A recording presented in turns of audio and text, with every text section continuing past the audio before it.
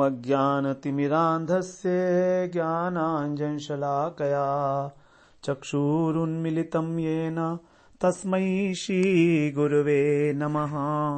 वन्देऽहं श्रीगुरो श्रीयुतपदकमलं श्रीगुरून् वैष्णवांश्च श्रीरूपं साग्रजातं सहगण रघुनाथान्वितं तं सजीवं साद्वैतं सावधूतं परिजनसहितं कृष्ण चैतन्यदेवं श्रीराधा कृष्णपादान् सहगण ललिता श्रीविशाखान्वितांश्च तमादिदेवं करुणानिधानं तमालवर्णं सुहितावतारम् अपार संसार समुद्र सेतुं भजामहे भागवत स्वरूपम्। हे देव हे दैत हे भुवनैक बंधो हे कृष्ण हे चपल हे करुणैक सिंधो हे नाथ हे रमण हे नयनाभिराम हा हा कदानुभवितासि पदं दृशोर्मे। श्री कृष्ण चैतन्य प्रभो नित्यानंद श्री अद्वैत गदाधर शिवसदी गौरभक्त वृंद। हरे कृष्णा कृष्णा कृष्णा हरे हरे, हरे राम राम राम हरे हरे। हरे कृष्णा। सर्वप्रथम मैं अपने गुरुपाद पद्म ओम विष्णुपाद अष्टोत्तर शत श्री श्रीमद् भक्ति वेदांत माधव गोसाई महाराज के चरण कमलों में अनंत कोटि दंडवत प्रणाम ज्ञापन करता हूं। हम लोग श्रीमद् भागवत पुराण में दशम स्कंध में 32वां अध्याय श्रवण कर रहे हैं। 32वें अध्याय में बताया जब गोपियों ने 31वें अध्याय में 19 श्लोकों में गोपी गीत का गान किया और वो अत्यंत विलाप करने लगी, उसके बाद तब वहां पर कृष्ण जो है प्रकट हुए। तासाम आविर्भूत छौड़ी स्मय मान मुखाम्बुज। कृष्ण का स्वरूप बताया, अत्यंत सुंदर मुख के ऊपर उनके मुस्कान विराजमान है, पीतांबर धारण किए है और उनके गले के अंदर जो है माला है, वनमाला धारण की है। वनमाला इसलिए धारण की है कि उनको वो जो उनको वनमाला गोपियों के द्वारा दी गई थी वही वनमाला है जो उन्होंने धारण की है। तो उन्होंने कहा, देखो गोपियों, मैं कहीं गया नहीं था, मैं यही था तुम्हारे बीच में ही। तो ये दिखाने के लिए कि वही वनमाला है, ये कोई दूसरी वनमाला नहीं है, मैं कहीं गायब नहीं हुआ था, मैं तो यही तुम्हारे बीच में ही छिपा हुआ था। तो तभी कहा ना, आविर्भूत छौरी, आविर्भूत हो गए वहीं पर बीच में से ही। कृष्ण कहीं से आए नहीं, कृष्ण कहीं दूर से आए हो नहीं, वहीं उनके बीच में से ही वो प्रकट हो गए। इस प्रकार से कृष्ण का अत्यंत सुंदर शोभा है। जब कृष्ण का दर्शन किया तो सभी गोपियां जो हैं उनका स्वागत के लिए एक साथ ही उठकर खड़ी हो गई। जैसे मृत व्यक्ति के शरीर में प्राणों का संचार हो जाता है तो उठकर खड़ा हो जाता है, अचानक अकस्मात देखता है क्या हुआ। तो उसी प्रकार से सारी गोपियां जो हैं सकपकाकर खड़ी हो गईं। उनके शरीर में, इंद्रियों में जो मृत प्राय हो गई थी इंद्रियां, उसमें चेतना का संचार हुआ और फिर सब प्रकार की जो अलग अलग प्रकार के भाव की गोपियां हैं वो अलग अलग प्रकार से अपने हाव भाव के द्वारा जो है कृष्ण के प्रति चेष्टारत हुई। किसी ने तो उनका हाथ पकड़ा, उनके दाएं हाथ को अपने दोनों हाथों में लेकर, और किसी ने जो है उनका जो भुजा थी उनकी बाईं भुजा को अपने कंधे पर रख लिया। तो यहां बता रहे हैं अपने भाव के अनुसार ही सभी गोपियां जो है इस प्रकार की चेष्टाएं कर रही हैं। तो जिसने उनका हाथ अपने हाथ में लिया वो चंद्रावली जी हैं, क्योंकि वो दक्षिणा है और वो जो है मान नहीं करती हैं, उनको क्रोध भी कम आता है, सरल स्वभाव हैं, अनुकूल हैं, तदीय भाव वाली हैं, तदीयता भाव वाली, कि कृष्ण जो है वो मैं कृष्ण की हूं, इस प्रकार का भाव रखती हैं वो।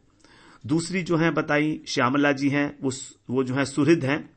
तो इनके अंदर कभी कभी थोड़ा सा अभिमान भी हो जाता है और कभी जो है दोनों तरफ से इनका भाव रहता है, तदीयता और मदीयता। इस प्रकार की जो श्यामला हैं उन्होंने उनकी बाहों को जो है अपने कंधे पर रख लिया। अब यहां आगे 5वें श्लोक में बता रहे हैं, काचितंजलिना गृह्णात् तन्वी तांबूल चर्वितम एका तदंग्रि कमलम संतप्ता स्तनयोरधात। काचित तन्वी, कोई जो एक कृशांगी गोपी है, क्षीण काय वाली, विरह के कारण उसने अंजलिना अपनी हथेलियों पर श्री कृष्ण का तांबूल चर्वितम, जो उनका तांबूल था, चर्वित तांबूल, उसको अग्रहणात, उसको ग्रहण किया। उनके चबाए हुए पान को अपने दोनों हाथों में उसने अग्रहणात माने ले लिया। और एका, और किसी एक ने संतप्ता, जो अत्यंत विरह से संतप्त थी, उसने तदंग्री कमलम, उनके जो चरण कमल थे, उसको स्तनो अधात, अपने स्तन पर, अपने वक्षस्थल पर उसको धारण किया।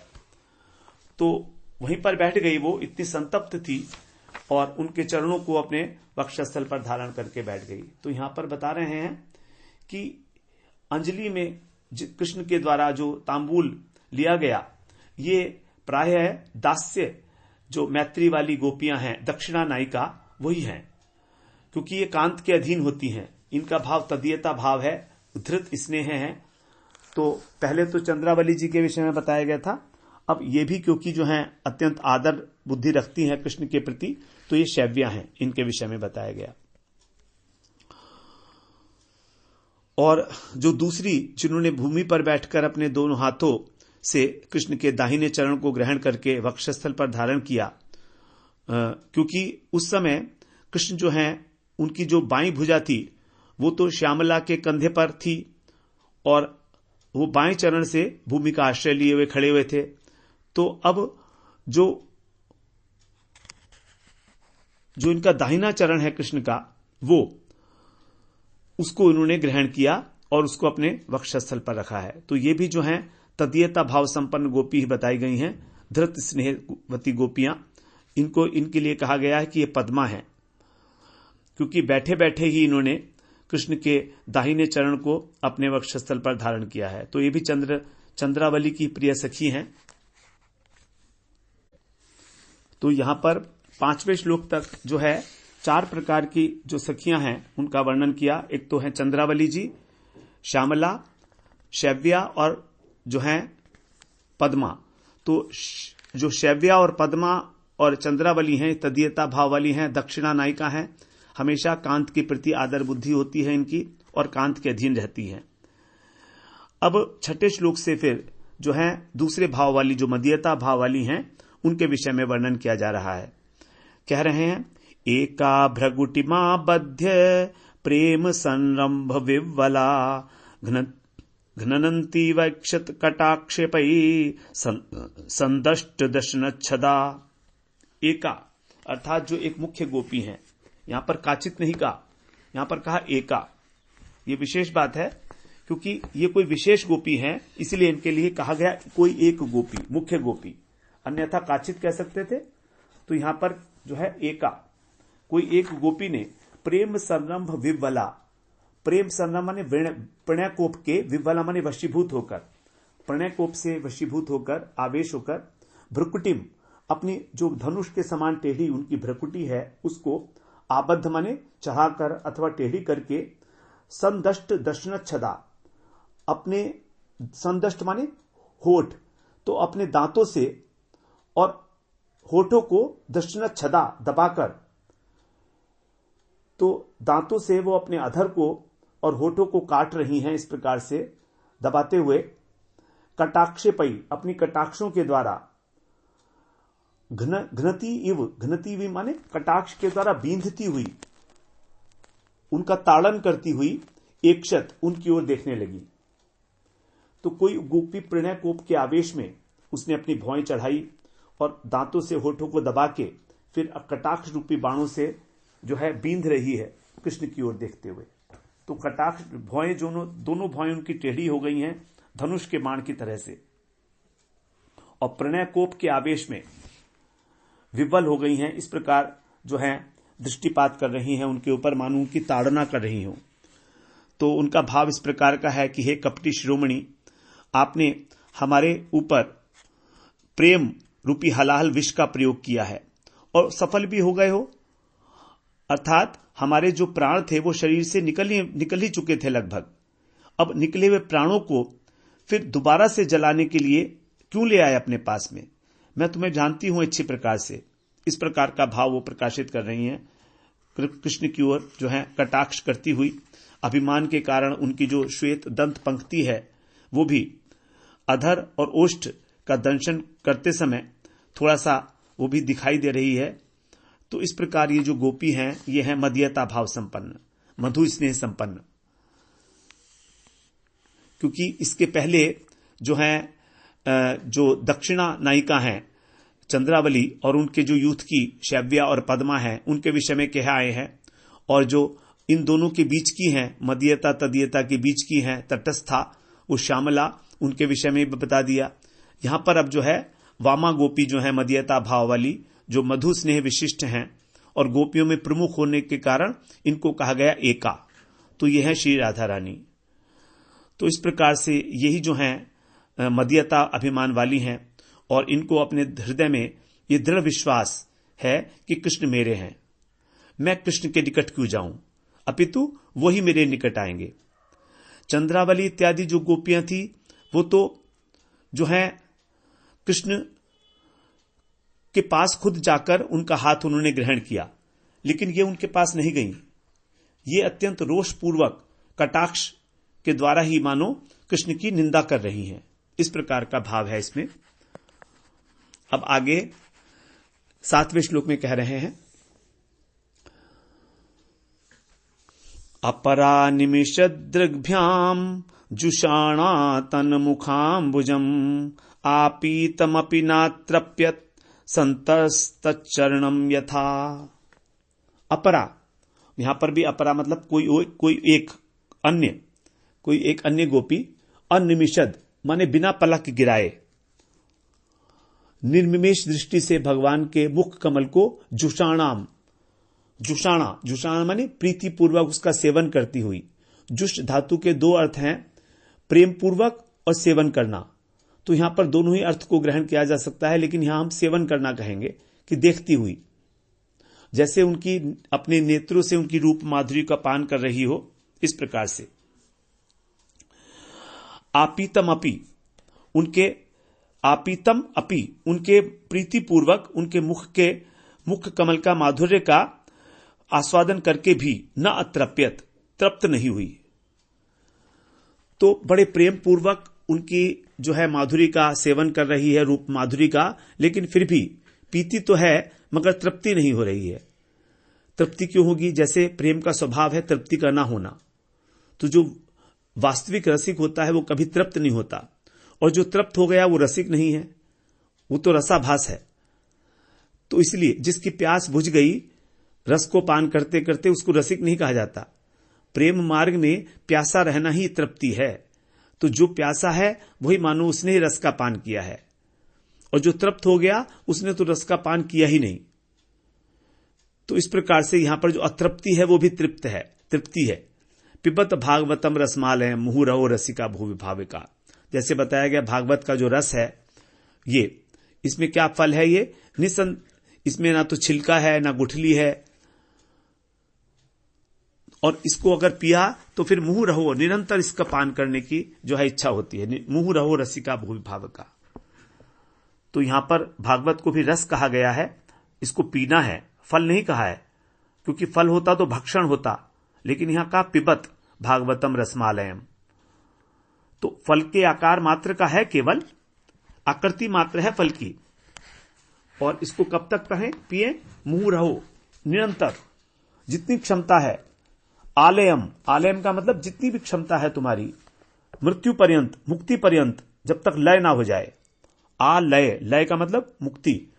तो जब तक संसार ना छूट जाए, भगवत प्राप्ति ना हो जाए, तब तक, और उसके बाद भी मुहुर रहो रसिका भूविभा। सदा सेव्या श्रीमद् भागवती कथा। भागवती कथा का, भगवान का एक ही वस्तु है, अभिन्न है, उनका निरंतर पान करना चाहिए। तो इस प्रकार से वो अजरस रूप से उसका पान करते करते भी कभी तृप्त नहीं हुई, ऐसी कोई अन्य गोपी न अतृप्यत। तो जैसे उदाहरण दे रहे हैं, जैसे जो संत पुरुष हैं, संतस चरणम यथा, जिस प्रकार जो संत पुरुष हैं वो भगवान के श्री चरणों का दर्शन करने से कभी तृप्त नहीं होते। संत को कभी तृप्ति नहीं होती भगवान के चरणों का दर्शन करने से। निरंतर वो जो है उनके चरणों का मकरंद का पान करते हैं।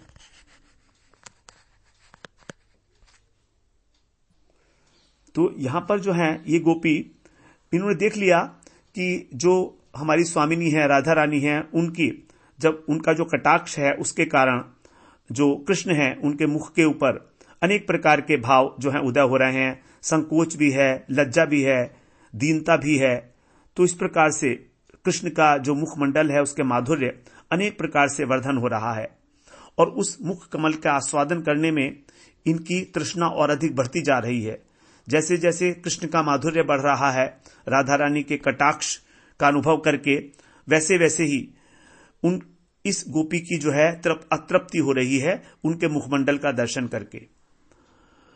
तो जैसे कि साधु लोग जो हैं कृष्ण चरण कमल की बार बार सेवा करके भी कभी तृप्त नहीं होते, उसी प्रकार जो कटाक्ष करने वाली राधा रानी हैं उनकी संपूर्ण जो है दृष्टि राधा में जो है नियोजित है। कृष्ण राधा जी को ही देख रहे हैं।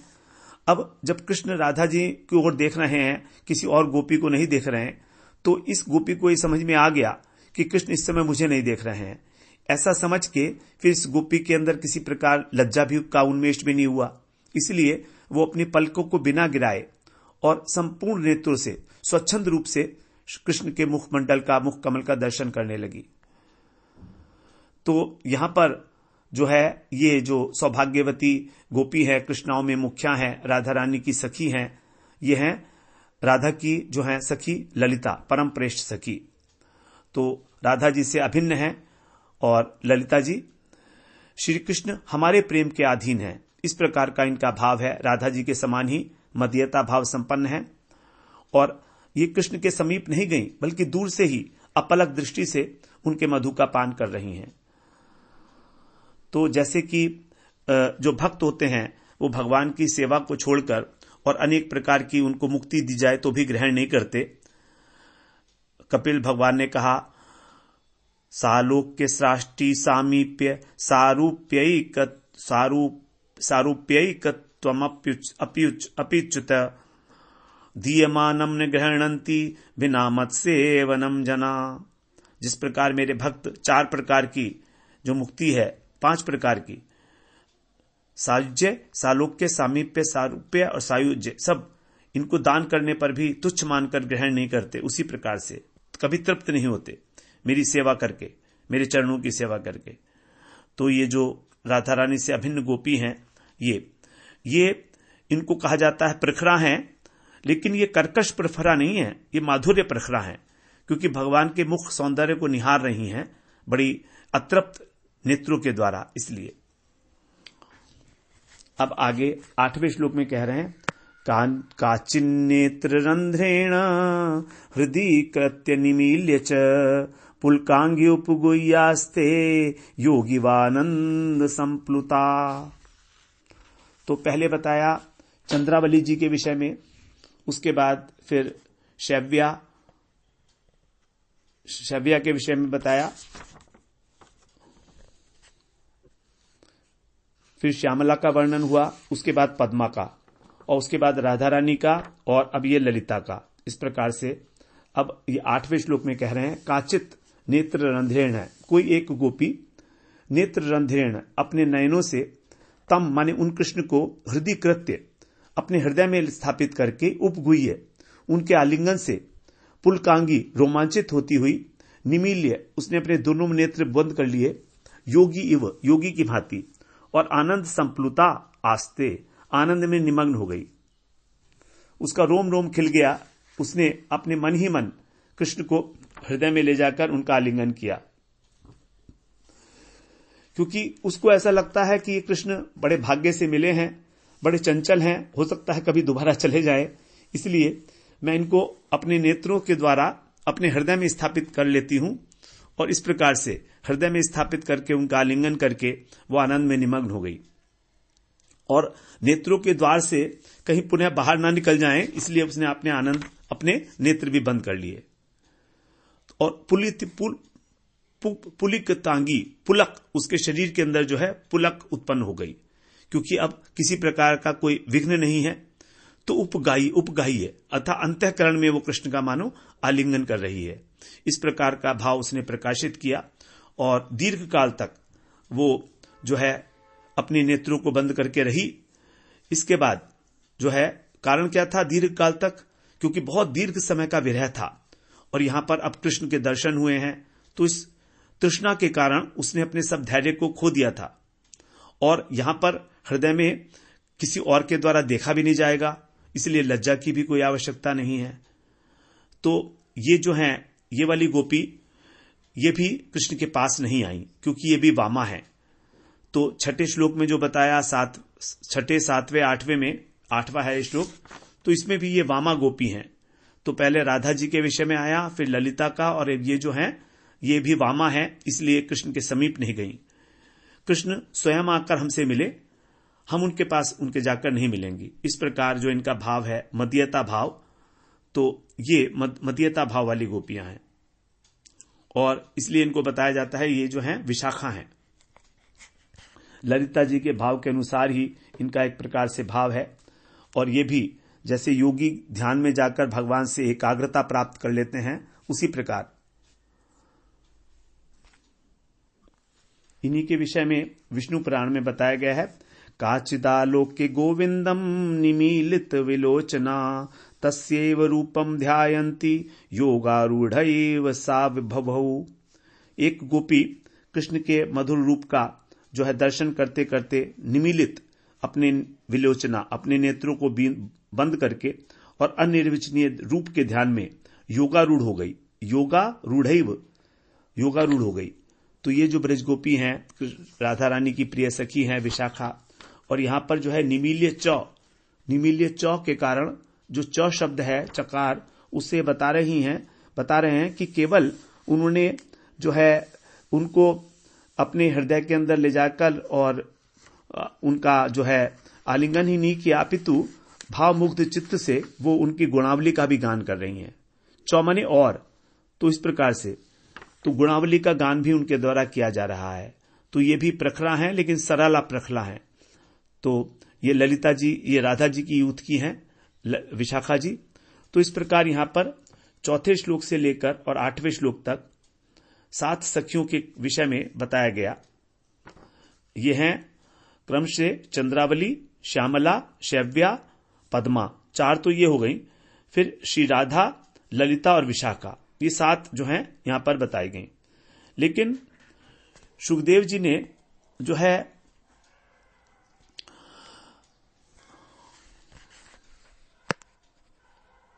यहां पर केवल 7 का वर्णन बताया है, मगर विष्णु पुराण में एक 8वीं मुख्य गोपी का भी नाम आया है। उसके विषय में बताया है कि कोई गोपी जो है उसने जब कृष्ण को देखा, गोविंद को देखा, तो वो कृष्ण कृष्ण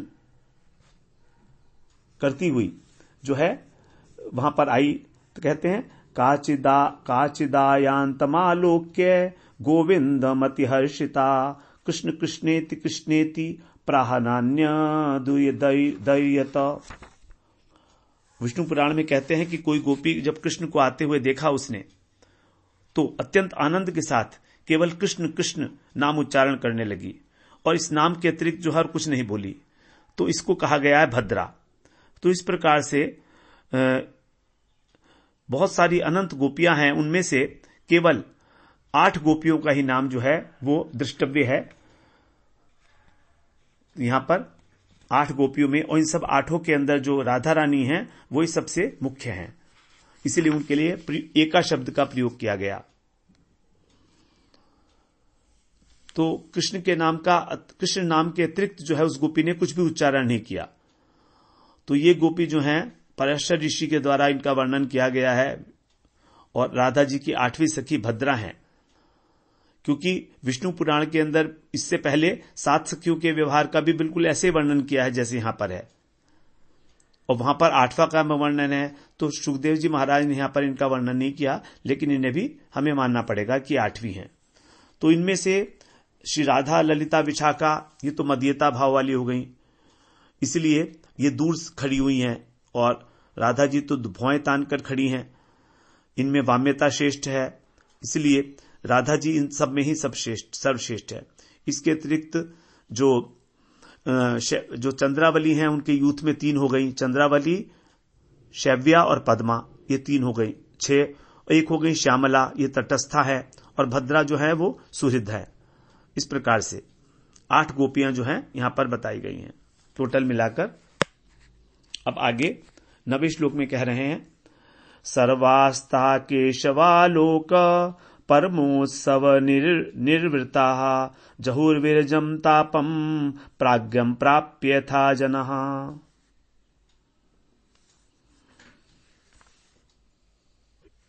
सर्वास्तः अर्थात वे सभी, ता माने गोपियां, केशव का दर्शन करके, केशवालोक, केशव का दर्शन करके बहुत प्रतीक्षा के बाद जब दर्शन होता है तो ऐसा लगता है जैसे उत्सव मनाया जा रहा है। उत्सव का फल क्या है? आनंद निवृत्ति, आनंद होता है तो आनंद मिलता है। इसी प्रकार से यहां पर परम महोत्सव है, वो सब की सब परम आनंद में डूब गई। केशवालोक परमोत्सव निर्वृता, तो परम आनंद में निमग्न होकर उन्होंने, और क्योंकि परम उत्सव, परम महोत्सव है तो परम आनंद ही मिलेगा, तो उत्सव का फल जो है वही कहा गया है आनंद। कोई भी उत्सव हो और उससे जो उनका जो विरह है, उससे जो विरह था उससे उत्पन्न जो तीव्र ताप था वो मिट गया। कैसे मिट गया? जैसे कोई प्राज्ञ माने जो ज्ञानी पुरुष है, जीवन मुक्त है, उसकी संगति पाकर कोई शांत हो जाता है बिल्कुल। तो उसी प्रकार जैसे ईश्वर को प्राप्त होकर भगवान की पीड़ा नष्ट हो जाती है, संसार की पीड़ा, उसी प्रकार से विरहजम तापम जहू, उन्होंने अपने विरह जनित ताप को छोड़ दिया। जिस प्रकार प्राज्ञम प्राप्य यथा जना, प्राज्ञ माने जो जीवन मुक्त पुरुष है, उसने जब भगवान को प्राप्त कर लिया, बुद्धिमान व्यक्ति ने, तो वो सब प्रकार से इस संसार के पीड़ा से मुक्त हो जाता है। उसी प्रकार तो यहां पर कहा गया है, प्राज्ञ का मतलब है भागवत, और जन्हा का मतलब है जो संसार से तप्त जन है। तो जैसे एक संसार से तप्त व्यक्ति भी जो है वो,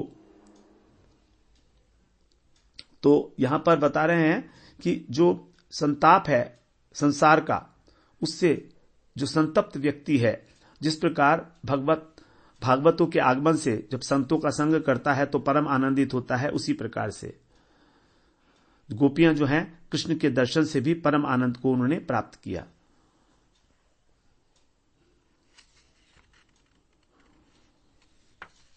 संसार चक्र में जो है भ्रमण करते करते जब जीव के दुखों का अंत होने वाला होता है, तब उसको किसी साधु पुरुष का संग, उसका दर्शन प्राप्त होता है, और उन भक्त जनों के संग से ही उसको कृष्ण के चरणों में प्रेम उत्पन्न होता है। इसलिए कहा जाता है कि जो भगवत भक्त रूपी महाजन है, उनका संग प्राप्त होने से ही हमको संसार के दुख की निवृत्ति और प्रेम आनंद की प्राप्ति होती है। यहां पर कहा गया केशवालोक, केशव का अर्थ बताया गया जो राधा रानी के केश को संवारते हैं, उनका नाम हो गया केशव, और फिर ब्रह्मा और शिव को वश में करने वाले हैं, इसलिए भी इनका नाम हो गया केशव। अब आगे 10वें श्लोक में कहते हैं, ताभिर विदूत शोकाभिर भगवान च्युतो व्रतः विरोचताधिकम ताप पुरुषः शक्तिभिर्यथा। हे तात, अर्थात हे परीक्षित, यथा पुरुष, जिस प्रकार परमात्मा शक्ति भी अपनी शक्तियों के साथ जो है सुशोभित होते हैं, यद्यपि वो अच्युत हैं तो भी, अच्युत माने कभी अपने स्थान से च्युत नहीं होते, एक रस हैं, उसी प्रकार जो है उनका सौंदर्य, उनका माधुर्य जो है अतिशय रूप से विद्यमान है, उपस्थित होता है उनमें स्वरूप में ही।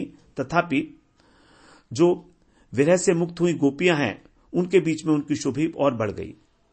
विदूत शोका भी, विदूत माने मुक्त, तो जो शोक से मुक्त हो गई हैं ऐसी, ताभी माने उन प्रेमवती गोपियों से, व्रत माने परिवेष्टित होकर, अधिकम व्यरोचत, वे और भी अधिक शोभायमान हो रहे थे।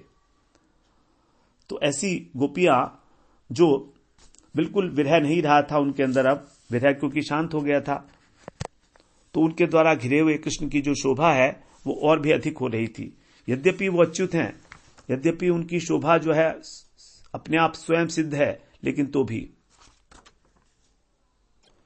जब गोपियों ने कृष्ण को अपने पास देखा तो सभी गोपियां उन्हें चारों ओर से घेर कर खड़ी हो गईं। और जिस प्रकार जो है ईश्वर रूपी जो पुरुष हैं वो अपनी ऐश्वर्य आदि शक्तियों से परिवेष्टित होकर शोभायमान होते हैं, उसी प्रकार जिस प्रकार जो 16 कलाओं से पूर्ण चंद्रमा है वो असंख्य तारों से परिवेष्टित होकर निर्मल आकाश में सुशोभित होता है, उसी प्रकार से यमुना पुलिन पर कोटि गोपियां 100 करोड़ गोपियों से परिवेष्टित कृष्ण जो है सुशोभित हो रहे हैं। तो यहां पर रास स्थली में जो उपस्थित गोपियां हैं उनकी संख्या का निर्देश करते हुए श्री विश्वनाथ चक्रवर्ती ठाकुर बोलते हैं कि रासोत्सव में 100 करोड़ गोपियों से परिवेष्टित हैं कृष्ण। इस प्रकार तो इनमें से जो हैं 8 मुख्य हैं और उन 8 में भी राधा जी और चंद्रावली ये दोनों यूथेश्वरी हैं, ये मुख्य तमा हैं। और इनमें भी श्री राधा जी जो है वो सर्व मुख्य तमा है, क्योंकि राधा जी और चंद्रावली इन दोनों के गुणों के बीच में जो है राधे जी के जो गुण हैं उन्हीं का उत्कृष्ट जो है बताया गया है। तो इस प्रकार समस्त गोपियों में राधा जी जो हैं कृष्ण को सर्वाधिक प्रिय हैं। अब 11वां और 12वां श्लोक एक साथ है, इसमें कह रहे हैं ता समादाय कालिंद्या निर्वेश्य पुलिनम विभु विकसत कुंद मंदार सुरभ्य नील षटपदम शरच्चंद्रांशु संदोह ध्वस्त दोषा तमः शिवम कृष्णाया हस्त तरला चितबा कोमल बालुकम।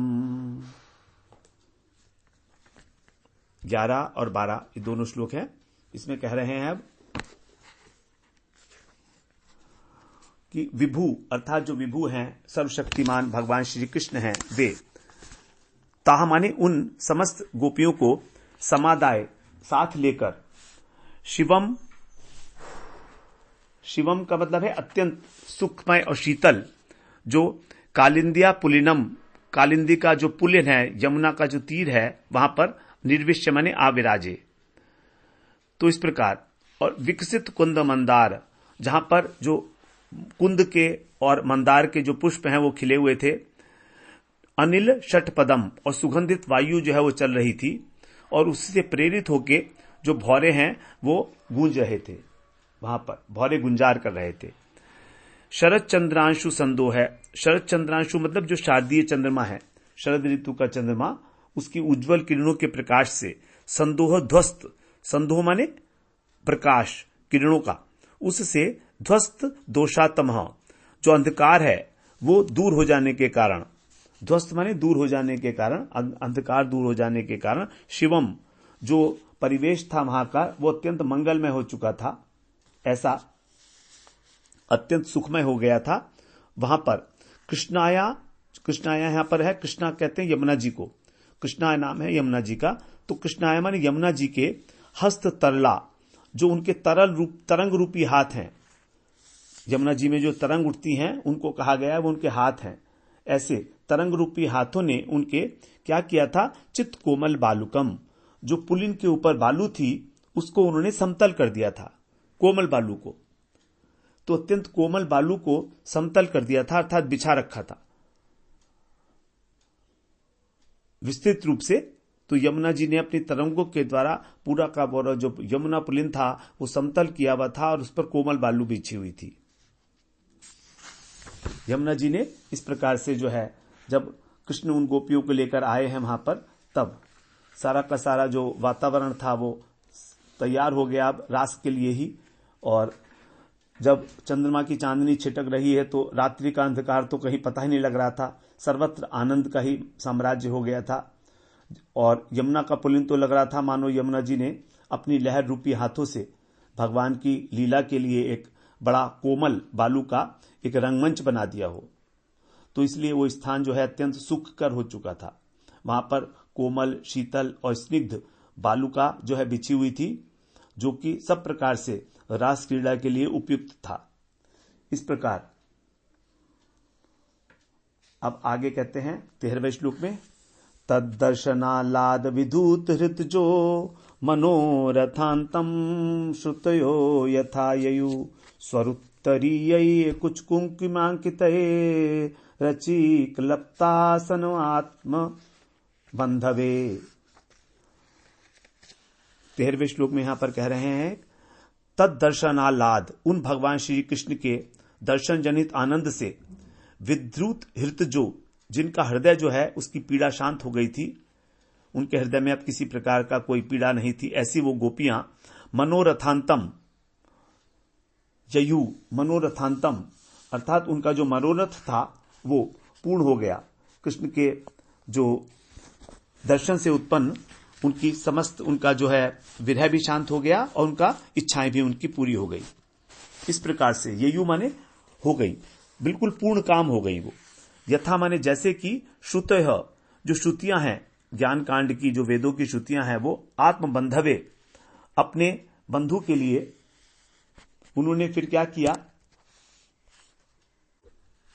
कुछ कुंकुमांकितई, उनके जो वक्षस्थल पर लेप किया हुआ केसर का कुंकुम था, उससे युक्त, उसके चिन्हों से युक्त स्वयं उत्तरी, अपनी ओढ़नी की चादर से आसनम अचिक्लपन, उनके लिए एक आसन बनाया।